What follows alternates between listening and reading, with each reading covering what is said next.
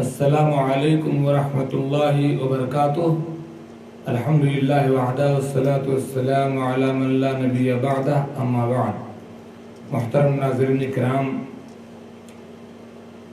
اس ماہ مبارک رمضان کا قرآن پاک سے بڑا ہی گہرا رشتہ ہے۔ اللہ رب العالمین کا ارشاد ہے: شہر رمضان الذی انزل فیہ القرآن، رمضان کا مہینہ وہ مبارک مہینہ ہے جس میں قرآن پاک کا نزول ہوا۔ اس لیے ہماری ذمہ داری ہے کہ ہم اپنی زندگیوں کو قرآن پاک سے زبردست جوڑ دیں، خاص کر اس رمضان میں۔ اور جو ہم قرآن پاک کی تلاوت کریں، سمجھ کر کے ترجمے کے ساتھ، غور و تدبر کے ساتھ، عمل کی نیت سے کریں۔ صرف ایسے ہی رٹا مار کر کے قرآن پاک کی تلاوت نہ کریں۔ علامہ اقبال رحمۃ اللہ علیہ نے کہا تھا کہ تیرے ضمیر پہ جب تک نہ ہو نزول کتاب، تیرے ضمیر پہ جب تک نہ ہو نزول کتاب، گرہ کشا ہے نہ راضی نہ صاحب کشاف۔ رمضان کے مبارک مہینے میں آئیے ہم قرآن پاک کی تلاوت کریں اور سمجھ کر کے قرآن پاک کی تلاوت کریں۔ اللہ کے رسول صلی اللہ علیہ وسلم نے ارشاد فرمایا: ان اللہ یرفع بهذا الكتاب اقواما ويضع به آخرین۔ اللہ تبارک و تعالی اس قرآن پاک پر عمل کرنے کی وجہ سے ایک قوم کو بلندیوں پر بٹھاتا ہے، اور ایک قوم جب اس کتاب کو چھوڑ دیتی ہے تو اس کو ذلیل کر دیتا ہے۔ آج ہماری حالت اس کتاب کے ساتھ یہ ہے کہ پہلی بات تو ہم پڑھتے نہیں، اور جو پڑھتے ہیں تو سمجھتے نہیں۔ ماہر القادری رحمۃ اللہ علیہ نے قرآن کی فریاد کے عنوان سے ایک نظم کہی تھی کہ قرآن کیسے فریاد کرتا ہے۔ سنیے، اپنے معاشرے کو دیکھیے اور قرآن کی شکایت سنیے۔ اللہ تعالیٰ قرآن میں فرماتا ہے کہ وقال الرسول یا رب ان قوم اتخذوا هذا القرآن مہجورا۔ قیامت کے دن رسول کہیں گے: میرے رب، میری قوم نے قرآن کو چھوڑ رکھا تھا۔ تو قرآن کیسے شکایت کرتا ہے؟ سنیے کہ طاقوں میں سجایا جاتا ہوں، طاقوں میں سجایا جاتا ہوں، آنکھوں سے لگایا جاتا ہوں، تعویذ بنایا جاتا ہوں، دھو دھو کے پلایا جاتا ہوں، جزدان حریر و ریشم کے اور پھول ستارے چاندی کے، پھر عطر کی بارش ہوتی ہے، خوشبو میں بسایا جاتا ہوں، جس طرح سے طوطا مینا کو کچھ بول سکھائے جاتے ہیں۔ اجازت صاحب دوسروں کو بھی شیئر کر دیں۔ اس طرح پڑھایا جاتا ہوں، اس طرح سکھایا جاتا ہوں، اور جب قول و قسم لینے کے لیے تکرار کی نوبت آتی ہے۔ سلمان جھنڈل کے ساتھ پھر میری ضرورت پڑتی ہے، ہاتھوں میں اٹھایا جاتا ہوں، یہ مجھ سے عقیدت کے دعوے، قانون پہ راضی غیروں کے، یوں بھی مجھے رسوا کرتے ہیں، ایسے بھی ستایا جاتا ہوں۔ تو قرآن فریاد نہ کرنے پائے رمضان مبارک میں اپنے آپ کو قرآن پاک کی تلاوت سے جوڑ لیجئے، سمجھ کر کے تدبر کے ساتھ قرآن پڑھیں اور عمل کی نیت سے قرآن پڑھیں، سکھانے اور سیکھنے کی نیت سے قرآن پاک کا مطالعہ کریں۔ میرے بھائیوں، اس رمضان میں اگر ہم نے قرآن سے اپنا گہرا تعلق پیدا نہیں کیا تو پھر کبھی نہیں کر پائیں گے۔ قرآن پاک کی تلاوت کے کچھ آداب ہیں۔ نمبر 1، قرآن کی تلاوت سمجھ بوجھ کر غور و فکر کے ساتھ اور تدبر کے ساتھ کریں اور عمل کی نیت سے کریں۔ فٹافٹ ایک پڑھنا دو پڑھنا ختم نہیں کرنے، عمل کی نیت سے، سمجھنے کی نیت سے، غور کرنے کی نیت سے قرآن پاک کی تلاوت کریں، چاہے ایک ہی صفحہ ہو روزانہ۔ قرآن میں ہو غوطہ زن اے مرد مسلمان، عزیز الرحمان صاحب، قرآن میں ہو غوطہ زن اے مرد مسلمان، اللہ کرے تجھ کو عطا جدت کردار۔ جب ہم قرآن سمجھ کر پڑھیں گے، عمل کی نیت سے پڑھیں گے تو ہماری زندگیوں میں نکھار آ جائے گا، ہماری زندگیاں بدل جائیں گی، ہماری زندگی میں، ہمارے اخلاق میں، ہمارے عقیدے میں، ہمارے معاملات میں عجیب طرح سے جو ہے روشنی پیدا ہوگی۔ علامہ اقبال نے کہا تھا کہ یہ راز کسی کو نہیں معلوم کہ مومن قاری نظر آتا ہے، حقیقت میں ہے قرآن۔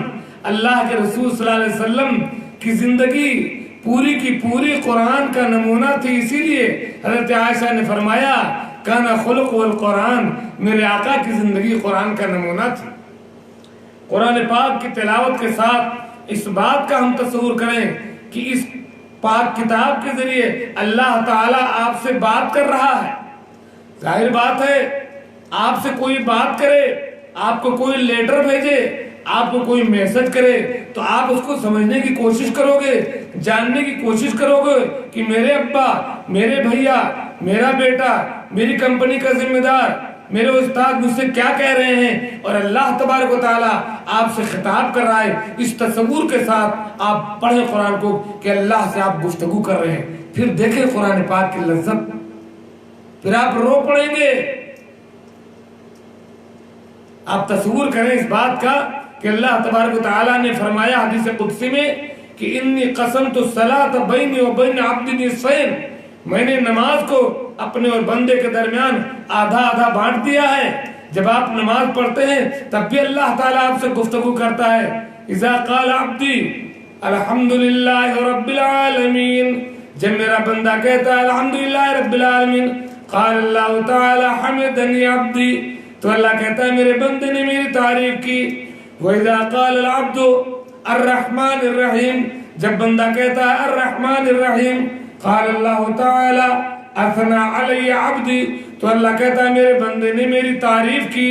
وَإِذَا قَالَ الْعَبْدُ مَالِكِ يَوْمِ الدِّينِ، قال اللہ تعالی مجدنی عبدی، تو اللہ تعالیٰ کہتا ہے میرے بندے نے میری عظمت بیان کی۔ وَإِذَا قَالَ الْعَبْدُ إِيَّاكَ نَعْبُدُ وَإِيَّاكَ نَسْتَعِينُ، جب بندہ کہتا ہے اللہ ہم تیری عبادت کرتے ہیں، تجھ سے مدد چاہتے ہیں، تجھ سے، قال اللہ تعالی ھذا بینی و بین عبدی، یہ میرے اور میرے بندے کے درمیان ہے۔ وَإِذَا قَالَ الْعَبْدُ اهْدِنَا الصِّرَاطَ الْمُسْتَقِيمَ صِرَاطَ الَّذِينَ أَنْعَمْتَ عَلَيْهِمْ غَيْرِ الْمَغْضُوبِ عَلَيْهِمْ وَلَا الضَّالِّينَ، اللہ تعالیٰ کہتا ہے وَلِعَبْدِي مَا سَأَلَ، میرے بندے نے جو مانگا میں نے دے دیا۔ تو جب آپ قرآن پڑھیں اس تصور کے ساتھ پڑھیں کہ اللہ تعالیٰ سے آپ گفتگو کر رہے ہیں، اللہ تعالیٰ آپ سے بات کر رہا ہے، آپ سمجھیں کہ اللہ تعالیٰ آپ سے کیا کہہ رہا ہے۔ جب ایمان والوں کی صفات کا ذکر ہو تو آپ ٹٹولیں اپنے آپ کو کہ یہ صفات، یہ خوبیاں آپ کے اندر ہیں کہ نہیں۔ گویا کہ اللہ تعالیٰ آپ سے مطالبہ کر رہا ہے کہ آپ مومن ہو نا، یہ صفات اپنے اندر پیدا کرو، یہ اللہ تعالیٰ آپ سے کہتا ہے۔ جب آپ کافروں کے بارے میں پڑھ رہے ہوں کہ کافروں کی یہ صفات، کافروں کی یہ صفات، کافروں میں یہ خرابیاں، آپ اپنے اندر ٹٹولو کہ کہیں کافروں کی کوئی برائی آپ کے اندر تو نہیں پائی جاتی۔ گویا اللہ تعالیٰ آپ سے یہ کہہ رہا ہے کہ اے میرے بندے مومن، یہ کافر کی صفت ہے جو تیرے اندر ہے، تو اپنی اس صفت کو دور کر لے، یہ کفار کی صفت اپنے اندر سے دور کریں۔ جب منافقین کی کا بیان آتا ہے، ان کی برائیوں کا ذکر آتا ہے، ہم اپنے آپ کو ٹٹولیں قرآن پڑھتے ہوئے، یوں پھٹافٹ پڑھنا نہ الٹیں، دیکھیں کہ یہ برائی کہیں ہمارے اندر تو نہیں پائی جاتی ہے۔ اللہ تعالیٰ منافقین کا ذکر کر کے آپ سے بات کر رہا ہے کہ اے میرے بندے تو مومن ہے، تیرے اندر یہ برائیاں ہوں تو اس کو ختم کر دے. تیرے ضمیر پہ جب تک نہ ہو نزول کتاب، گرہ کشا ہے نہ راضی نہ صاحب کشاف. تو جب قرآن کی تلاوت کرو اس بات کا تصور کرو کہ اللہ تعالیٰ آپ سے بات کر رہا ہے. جب کسی رحمت کی آیت سے گزر ہو، اللہ کے رحمت کا سوال کرو، اس کے فضل کا سوال کرو. جب کسی عذاب کی آیت سے گزر ہو، جب تلاوت کرو، رک کر کے اللہ کے عذاب پر رو، اللہ کے عذاب سے پناہ مانگو، اپنے گناہوں سے توبہ کرو. اور چوتھا ادب قرآن کی تلاوت کا یہ کہ اچھی آواز میں خشوع خضوع کے ساتھ قرآن پاک کی تلاوت کریں، اور ہو سکے تو قرآن پاک کو پڑھتے ہوئے روئیں بھی. اللہ کے رسول صلی اللہ علیہ وسلم قرآن پڑھتے تھے اور روتے تھے نماز میں، جیسے کہ کھانا پکتے وقت جو ہے ڈچا میں کھانا پکتا ہے، گڑ گڑ کی آواز آتی ہے، ایسے آپ کو رونے کی آواز آتی تھی نماز میں. حضرت عبداللہ بن مسعود سے آپ نے ایک بار کہا قرآن پڑھو. وہ قرآن جب پڑھنے لگے تو اللہ کے رسول صلی اللہ علیہ وسلم کو دیکھیے کیا ہو گیا. حضرت عبداللہ بن مسعود کہتے ہیں کہ اللہ کے نبی نے مجھ سے کہا کہ عبداللہ بن مسعود قرآن پڑھو. میں نے کہا یا رسول اللہ اقرأ علیک وعلیک انزل، میں قرآن آپ کو پڑھ کر سناؤں، آپ پر قرآن اترا ہے. اللہ کے نبی نے کہا نہیں پڑھو. کہتے میں نے قرآن پڑھنا شروع کیا. جب میں قرآن کی اس آیت پر پہنچا فَكَيْفَ إِذَا جِئْنَا مِنْ كُلِّ أُمَّةٍ بِشَهِيدٍ وَجِئْنَا بِكَ عَلَىٰ هَؤُلَاءِ شَهِيدًا. جب میں اس آیت پر پہنچا تو اللہ کے نبی نے فرمایا رک جاؤ ابن مسعود رک جاؤ. اس کا مطلب یہ ہوا کہ اس دن آپ کا کیا حال ہوگا جب ہم ہر امت میں سے ایک گواہ کھڑا کریں گے اور ان سب پر آپ کو گواہ بنا لائیں گے. اللہ کے نبی نے کہا رک جاؤ ابن مسعود. قال فالتفت الیہ، ابن مسعود کہتے میں نے پلٹ کر دیکھا فاذا عیناہ تذرفان، تو اللہ کے رسول رو رہے تھے، آپ کی آنکھوں سے آنسو جاری تھے. بخاری مسلم کی حدیث ہے. میرے بھائی اور دوستو، ہم کبھی روتے ہیں قرآن پاک کو پڑھ کر کے؟ نہیں روتے. اس لیے نہیں روتے کہ ہم اس کو سمجھتے نہیں. اللہ رب العالمین کا ارشاد ہے رونا چاہیے.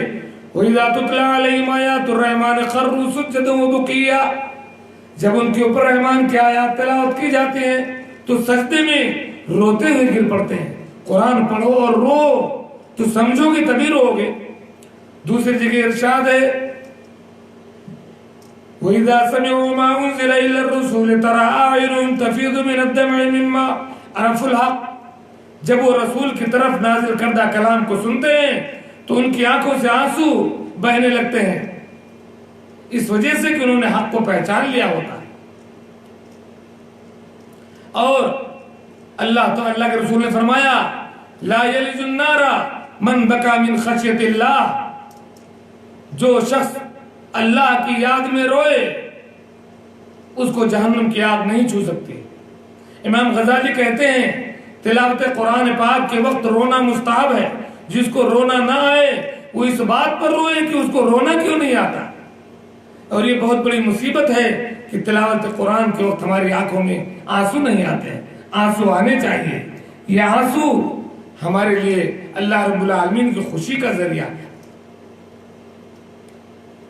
حضرت عبداللہ ابن عمر کے بارے میں آتا ہے کہ انہوں نے پڑھی وَيْلٌ لِّلْمُطَفِّفِينَ کی آیت تلاوت کی. جب وہ اس پر پہنچے یوم یقوم الناس لرب العالمین کہ اس دن لوگ اللہ رب العالمین کے حضور کھڑے ہوں گے، تو عبداللہ ابن عمر رونے لگے اور اس کے بعد قرآن پاک کی تلاوت نہیں کر سکے.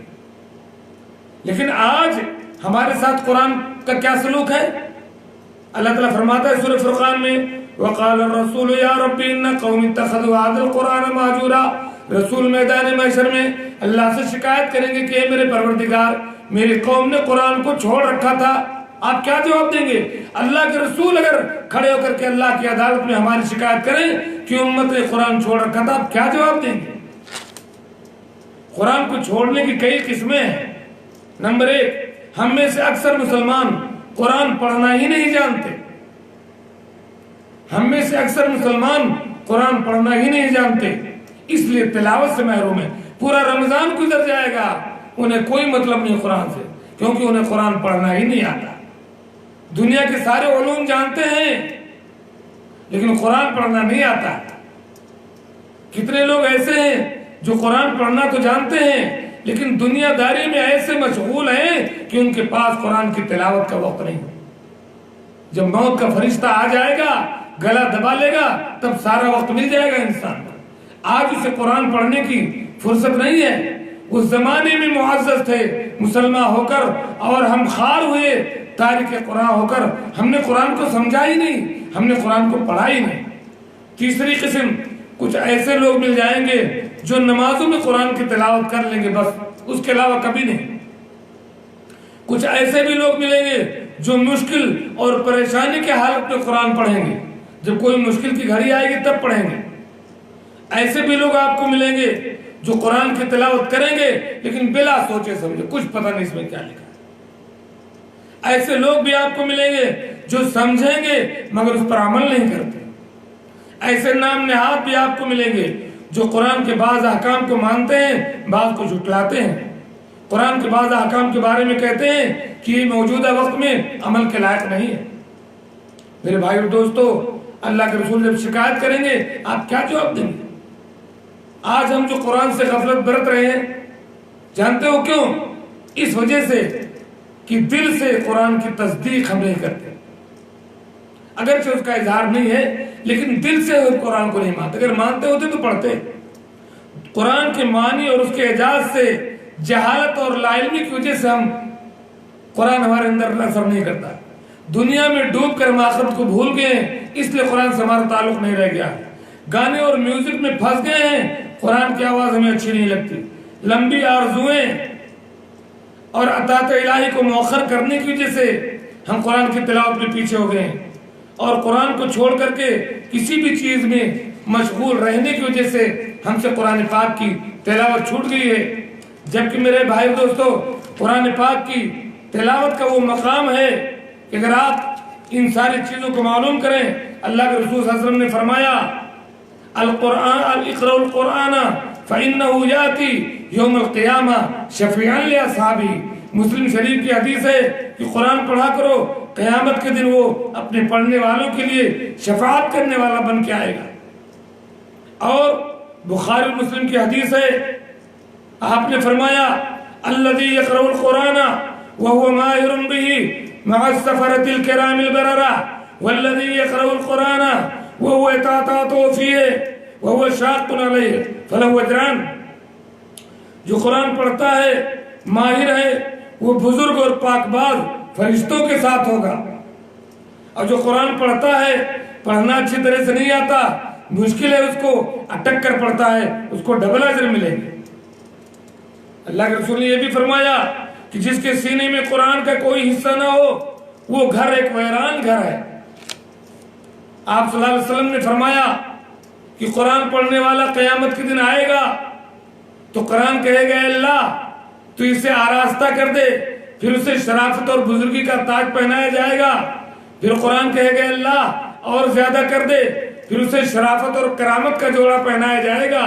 پھر قرآن کہے گا اللہ تعالیٰ تو اس سے راضی ہو جا, اللہ تعالیٰ اس سے راضی ہو جائے گا, اور اللہ تعالیٰ اس سے پڑھتا جائے, کہے گا کہ اقرا ورتقی, میرے بندے پڑھتا جا چڑھتا جا پڑھتا جا چڑھتا جا, جتنی قرآن پڑھتا جائے گا تیرا درجہ جنت میں بلند ہوتا جائے گا.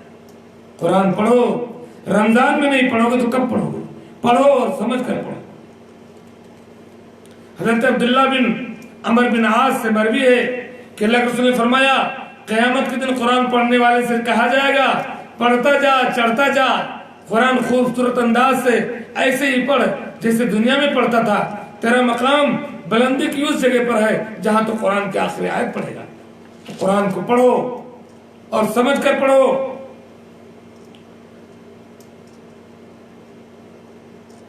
اللہ کے رسول صلی اللہ علیہ وسلم کی ایک دوسری حدیث ہے جس کو علامہ البانی نے حسن لغیر ہی کہا, فرمایا جس نے قرآن پڑھا اسے سیکھا اور اس پر عمل کیا, قیامت کے دن اس کے والدین کو نور کا تاج پہنایا جائے گا.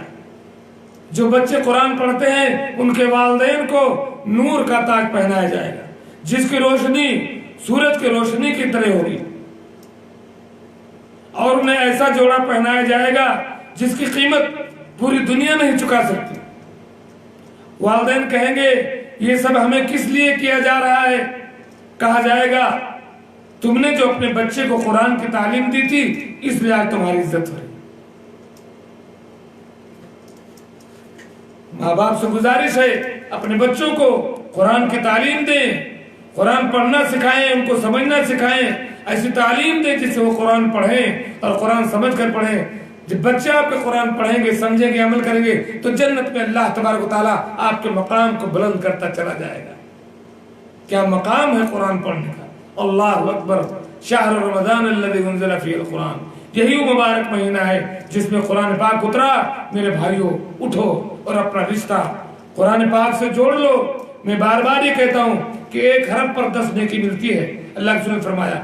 और ये कुरान जो मुजम्मा फात का जो कुरान छपा है, इसमें एक लाइन में 30 से ज़ायद हुरूफ हैं, गोया कि आपको 300 नेकियां मिल गई।